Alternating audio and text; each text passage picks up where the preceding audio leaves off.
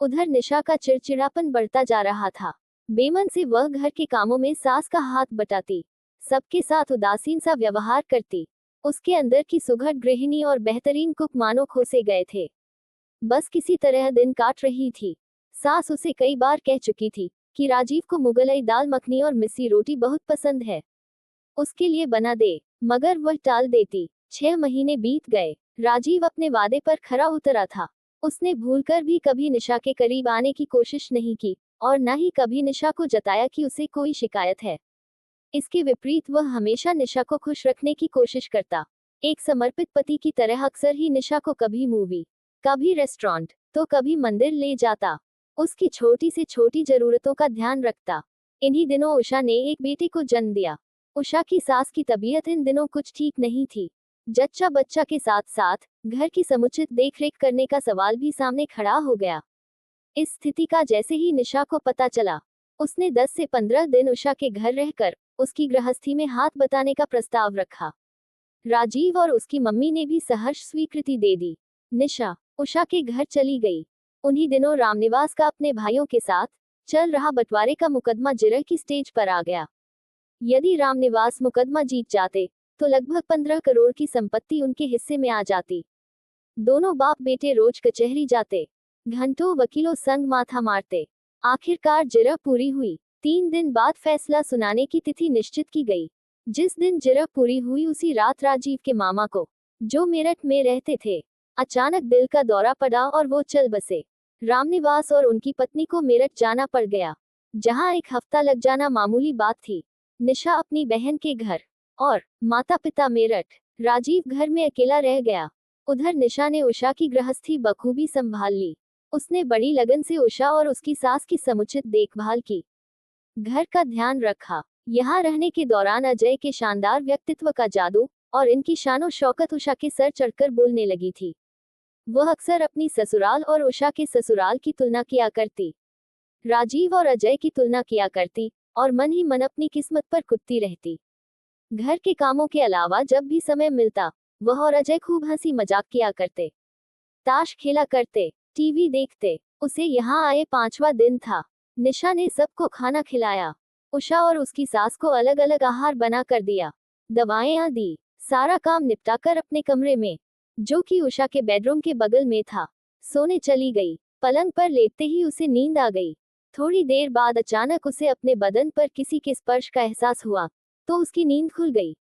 कमरे में जलते हुए नाइट बल्ब मध्यम रोशनी में उसने देखा कि अजय उसके बगल में बैठा है और उसके हाथ में उसके जिस्म पर नैतिकता की सीमा लांघ कर फिर रहे हैं। वह बुरी तरह चौंक कर उठ बैठी। उसकी जुबान को ताला सा लग गया।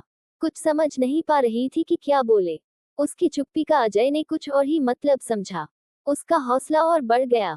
उसने निशा के चेहरे को बाहों के घेरे में लेकर उसके होठों को चूमने की कोशिश की और कान में फुसफुसाया, आई लव यू निशा, आओ इस रात को हसीन बना दें।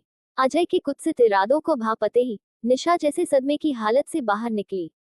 वह तड़पकर उससे परे होती हुई अजय के चेहरे पर एक जोर का तमाचा लगाया और नफरत भरे स्वर में बोली, चुपचाप निकल जाओ यहाँ से। अगर मुझे उषा का ख्याल ना होता तो सारे घर के सामने आपको नंगा कर देती। Get out. जिल्लत और शर्म से भरकर अजय चुपचाप कमरे से बाहर निकल गया। उसके बाहर जाते ही निशा बिलक पड़ी। आज मानो वह एक छद्म दुनिया से बाहर निकली थी। अजय की जिस छवि के सम्मोहन ने उसकी सोच को जकड़ रखा था, वह आज तार तार हो गई। रोते रोते उसके जेहन पर राजीव का निष्पाप चेहरा उभरा, जो अजय जितना सुंदर भले ही ना हो, मगर जिससे सच्चाई का नूर टपकता था। उसके जेहन पर राजीव से जुड़ी यादें उभरने लगी। कैसे उसने बेकसूर होते हुए भी बिना शिकायत निशा की ज्यादती सही थी। कैसे वह हर वक्त उसकी खुशियों की परवाह किया करता था। उसे याद आया कि पिछले दिनों एक शादी समारोह में अजय जहां गर्भवती उषा को अकेला छोड़कर लड़कियों के साथ चौहलबाजी, फ्लर्ट और मस्ती में डूबा था, वही राजीव सारे समारोह में उसके साथ साथ रहा था। राजीव के लिए तो मानो निशा के आगे दुनिया खत्म थी। बड़ी मुश्किल से सदियों की तरह लंबी वो रात गुजरी। सुबह होते ही निशा ने अपना सामान पैक किया और उषा की सास के कमरे में जाकर कहा, आंटी जी मेरा मन जरा ठीक नहीं है, मैं घर जा रही हूँ, आप उषा को बता देना। और उनका जवाब सुनने से पहले ही वह बैग उठाकर घर के बाहर निकल गई। और टैक्सी पकड़कर सीधी अपने घर पहुंची। सुबह के 8 बजे थे। राजीव घर पर अकेला बैठा ड्राइंग रूम में टीवी देख रहा था। निशा को देखकर वह हैरान रह गया। अरे, तुम तो 8-10 दिन बाद आने वाली थी। मेरा मन नहीं लगा वहां, इसलिए लौट आए। आपने नाश्ता कर लिया? वह अपनेपन भरे स्वर में बोली। नहीं, अभी तो बस उठा हूँ। आज हमारे बंटवारे के मुकदमे का फैसला आना है। 9 बजे कचहरी जाना है। वहीं से दुकान पर चला जाऊंगा। शायद आज लंच के लिए घर न आ सकूं। बाहर ही कुछ खा लूंगा। आप तैयार हो जाइए, मैं नाश्ता बना देती हूँ। राजीव ने सहमति में सिर हिलाया, टीवी ऑफ किया और बाथरूम में घुस गया।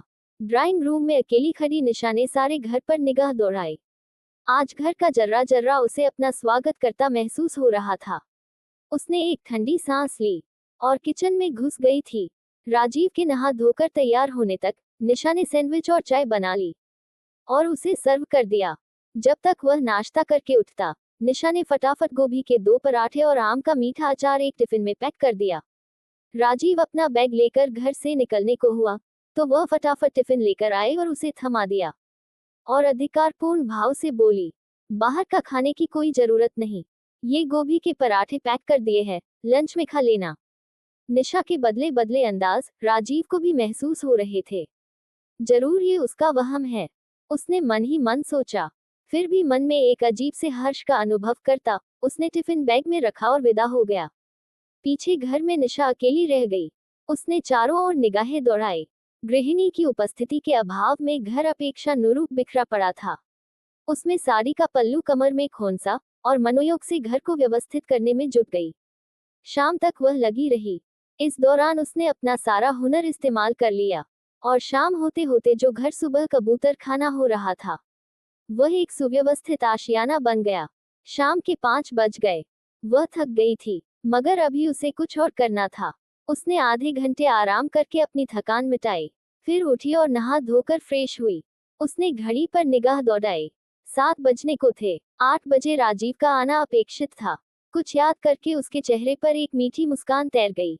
फिर वह किचन में घुस गई और बेहद मनोयोग से मुगलई दाल मखनी व धनिये की चटनी बनाई और मिस्सी रोटी का आटा तैयार करके रख दिया। अपेक्षानुरूप 7:15 बजे राजीव घर लौटा। उसका चेहरा खुशी से दमक रहा था। घर में घुसते ही उसने बैग सोफे पर फेंका और हर्षित स्वर में बोला, निशा, हम केस जीत गए। अब हमें अपना हक मिल जाएगा। हम जीत गए निशा, हम जीत गए। कहते कहते उसने घर पर चारों ओर नजर दौड़ाई। घर का कायापलट हो चुका था। उसने हैरानी से निशा की ओर देखा। निशा ने मुस्कुराकर सिर झुका लिया और मन ही मन बोली, हाँ राजीव, आप जीत गए। अब आपको आपका हक जरूर मिलेगा। आप हाथ मुंह धो लीजिए, मैं खाना लगाती हूँ। वह प्रत्यक्षतः बोली, आज इतनी बड़ी खुशी का दिन है, हम साथ खाना खाएंगे। राजीव को कानों पर विश्वास नहीं हुआ। हाँ हाँ, क्यों नहीं, वह प्रसन्नता से बोला। क्या बनाया है आज? उसने पूछा। दाल मखनी और मिस्सी रोटी। निशा मीठी मुस्कुराहट के साथ बोली, खास मेरी पसंद का खाना। राजीव हैरान होता हुआ मंत्रमुग्ध सा वाश बेसिन की ओर मुड़ गया। वो समझ नहीं पा रहा था कि इतने बाद केस में मिली जीत की खुशी मनाए या निशा के बदले व्यवहार की। थोड़ी देर बाद दोनों ड्राइंग रूम के फर्श पर ही बैठकर एक ही थाली में डिनर कर रहे थे।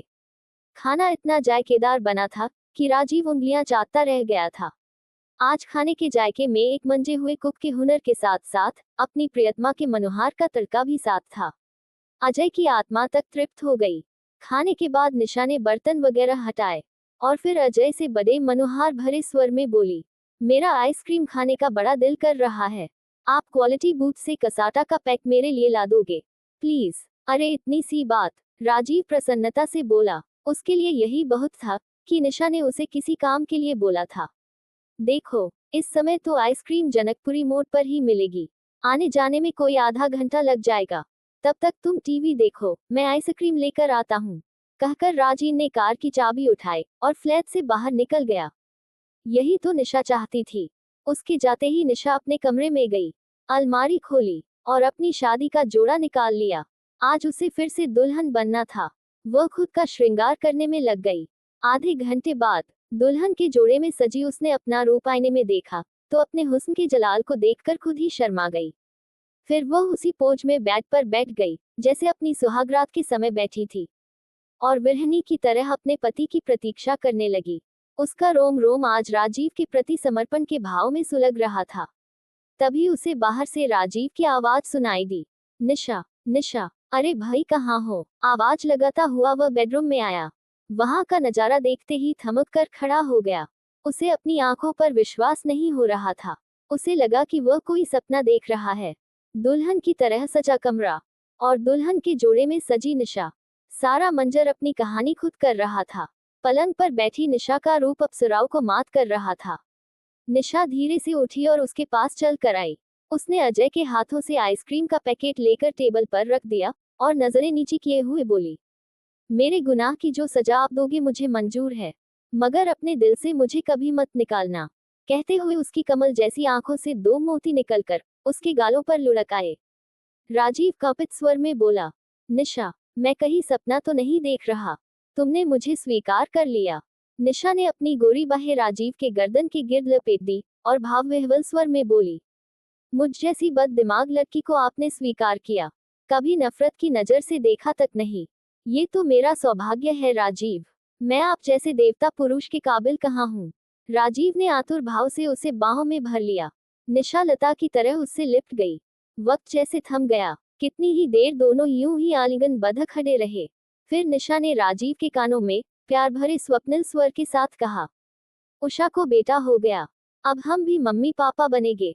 राजीव भावविभोर स्वर में बोला, हाँ, मगर मुझे बेटी चाहिए, तुम्हारे जैसी नहीं, आप जैसी। मेरे जैसी हुई तो नकचड़ी बनेगी, वो हंसते हुए बोली। राजीव भी हंस पड़ा। दोनों ने पलंग की ओर नजर उठाई।